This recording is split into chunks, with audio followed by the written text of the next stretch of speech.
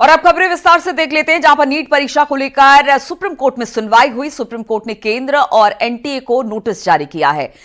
Supreme court का counselling पर रोक लगाने से फिलहाल तो इनकार है, लेकिन आगे परीक्षा अगर रद्द होती है तो सुप्रीम कोर्ट ने कहा है कि काउंसलिंग पर को भी रद्द कर दिया जाएगा।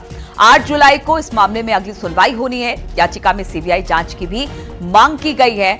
तो नीट परीक्षा को लेकर जिस तरह से बहुत सारी बातें निकलकर सामने आई, पहले कहा यह गया कि जिनके ग्रेस मार्क्स हैं उनके मार्क्स हटा लिए जाएंगे, लेकिन अब सुप्रीम कोर्ट ने कहा है नीट परीक्षा को लेकर केंद्र और एनटीए को नोटिस जारी किया है। साथ ही सुप्रीम कोर्ट का कहना है कि काउंसलिंग पर फिलहाल तो रोक नहीं लगेगी, लेकिन आगे अगर कुछ और खुलासे होते हैं तो फिर परीक्षाएं रद्द की जाएगी और परीक्षा रद्द करने के साथ साथ काउंसलिंग को भी रद्द करना पड़ेगा।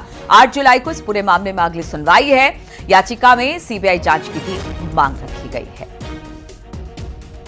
बातचीत करने के लिए शंकर आनंद इस वक्त हमारे साथ जुड़ गए हैं। शंकर, नीट की परीक्षा में अब सुप्रीम कोर्ट ने एक बड़ी बात कही है। उन्होंने कहा कि काउंसलिंग तो फिलहाल रद्द नहीं की जाएगी, लेकिन अगर परीक्षा को लेकर किसी तरह की और बात सामने आती है और अगर उसे रद्द करना पड़ता है तो फिर काउंसलिंग भी रद्द की जाएगी। क्या कुछ कहा है आज, सिलसिलेवार तरीके से जरा बताइए हमारे दर्शकों को।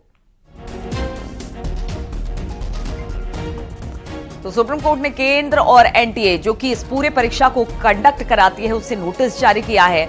नीट परीक्षा को लेकर सुप्रीम कोर्ट में सुनवाई आज हुई है और सुप्रीम कोर्ट ने अपनी टिप्पणी देते हुए कहा है कि फिलहाल तो जो काउंसलिंग है वो नहीं रोकी जाएगी, यानी कि बच्चों की काउंसलिंग जो उसमें पास होकर आए हैं उनकी काउंसलिंग होगी, लेकिन आगे अगर जांच बढ़ती है और अगर परीक्षा रद्द होती है तो फिर काउंसलिंग भी रद्द की जाएगी। सुप्रीम कोर्ट ने साफ तौर से इस बात को कहा है। पहले भी सुप्रीम कोर्ट ने इस बात में कहा था कि अगर कहीं भी कुछ भी कमी रह जाती है और लगता है कि परीक्षा रद्द करनी पड़ेगी, तो अब सुप्रीम कोर्ट ने कहा है कि अगर परीक्षा रद्द होती है तो फिर जिस काउंसलिंग की बात अभी तक उसने रद्द नहीं की है वो भी रद्द कर दी जाएगी।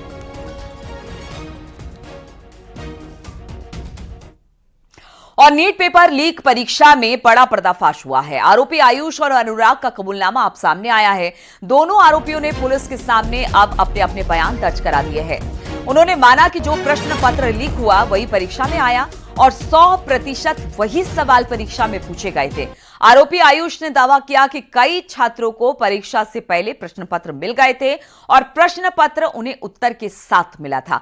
तो वहीं आरोपी अनुराग ने पुलिस को बताया कि उसे परीक्षा से एक दिन पहले कोटा से उसके फूफा नहीं बुलाया था और उन्होंने ही पेपर को लीक करवाई, यानी कि सेटिंग करवाई थी। बातचीत करने के लिए सुशील पांडे इस वक्त हमारे साथ जुड़ गए हैं। सुशील, सबसे पहले तो आज सुप्रीम कोर्ट में जब नीट की परीक्षा को लेकर सुनवाई हुई है तो उसमें सुप्रीम कोर्ट ने साफ कहा है कि अगर किसी तरह की कोई खामी पाई जाती है, परीक्षा रद्द की जाती है तो काउंसलिंग भी रद्द किया जाएगा, लेकिन फिलहाल अभी काउंसलिंग को रद्द करने की बात सुप्रीम कोर्ट ने नहीं कही है। सिलसिलेवार तरीके से बताइए कि आज क्या कुछ हुआ कोर्ट में।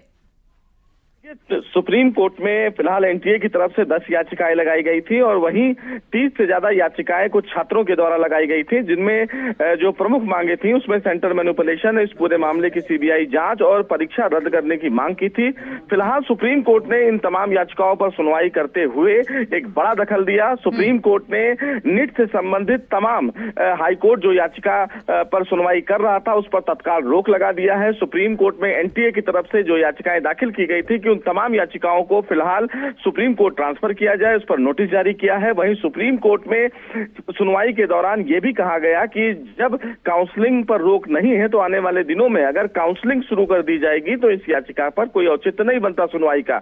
इस पर सुप्रीम कोर्ट ने एक बड़ी टिप्पणी की। सुप्रीम कोर्ट ने कहा कि अगर भविष्य में उनके समक्ष ऐसे कोई पुख्ता सबूत आते हैं जिनसे ये लगता है कि वाकई पेपर लीक हुआ है, इस पूरे मामले में कई लोगों की इस मामले में जवाबदेही बनती है, तो काउंसलिंग का कोई औचित्य नहीं बनता, क्योंकि तब सुप्रीम कोर्ट एक कदम आगे बढ़ के इस पूरी परीक्षा को भी रद्द कर सकता है। और ये टिप्पणी नीलू अपने आप में एक बेहद अहम बिल्कुल सुशील, सबसे बड़ी बात यही है कि अगर काउंसलिंग हो गई, बच्चों का एडमिशन हो गया, तो ऐसे में अगर बाद में भी अगर जांच खुलती है और बहुत सारे मामले, क्योंकि अभी ये बात सामने आई है कि कबूलनामा हुआ है, 2 आरोपियों ने कबूल कर लिया है कि प्रश्न पत्र लीक हुए थे। ऐसे में अगर काउंसलिंग की प्रक्रिया शुरू हो जाती है तो फिर कैसे इसको रोका जाएगा? क्या इस बारे में सुप्रीम कोर्ट की तरफ से किसी तरह की कोई टिप्पणी हुई?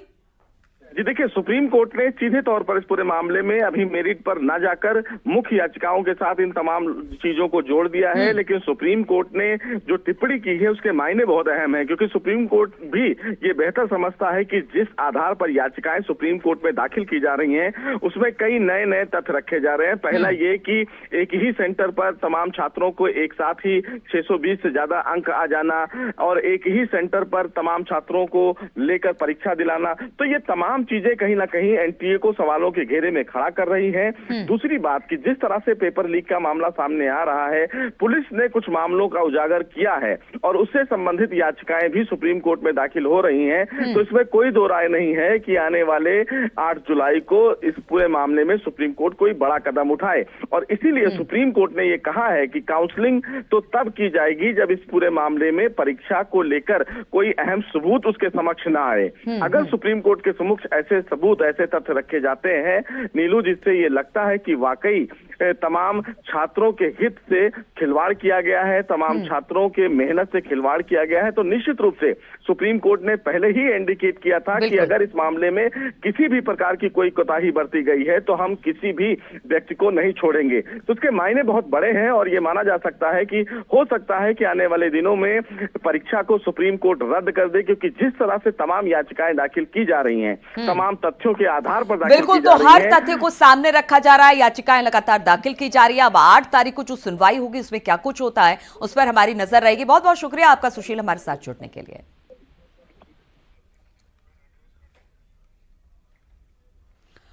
और नीट पेपर लीक मामले में शिक्षा मंत्रालय भी एक्शन में है। शिक्षा मंत्रालय ने इस मामले में बिहार पुलिस की आर्थिक अपराध इकाई से विस्तृत रिपोर्ट मांगी है और इसी रिपोर्ट के आगे की कार्रवाई की जाएगी। शिक्षा मंत्रालय ने साफ किया कि इस मामले में जो भी व्यक्ति या फिर संगठन दोषी पाया जाएगा उसके खिलाफ सख्त कार्रवाई की जाएगी। तो पेपर लीक पर एक्शन अब लगातार हो रहा है। बिहार पुलिस से अब रिपोर्ट भी मांगी गई है। दोषियों के खिलाफ कार्रवाई करने की बात हो रही है। पेपर लीक पर शिक्षा मंत्रालय पूरी तरह से सजग है और अब इस पर एक्शन लेने की तैयारी। इसी को लेकर बिहार पुलिस से अब एक रिपोर्ट मांगी गई है। आर्थिक अपराध इकाई से यह रिपोर्ट तलब किया गया है।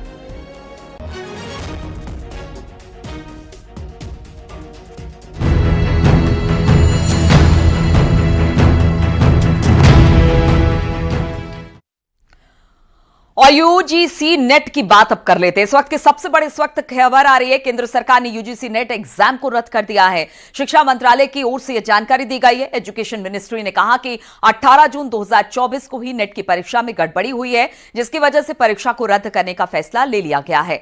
भारतीय साइबर क्राइम कोऑर्डिनेशन सेंटर से मिले इनपुट के आधार पर सरकार ने यह फैसला किया है। नीट की तरह ही यूजीसी नेट एग्जाम का आयोजन भी नेशनल टेस्टिंग एजेंसी ही करवाती है।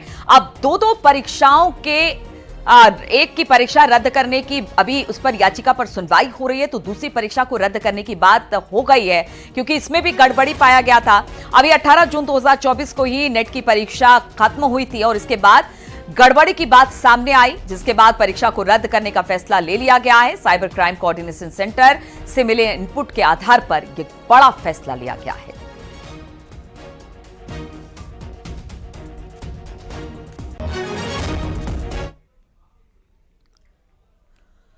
और नीट के बाद यूजीसी नेट परीक्षा पर विवाद बढ़ गया है। हालांकि सरकार ने नेट की परीक्षा फिर से करवाने की बात कही है।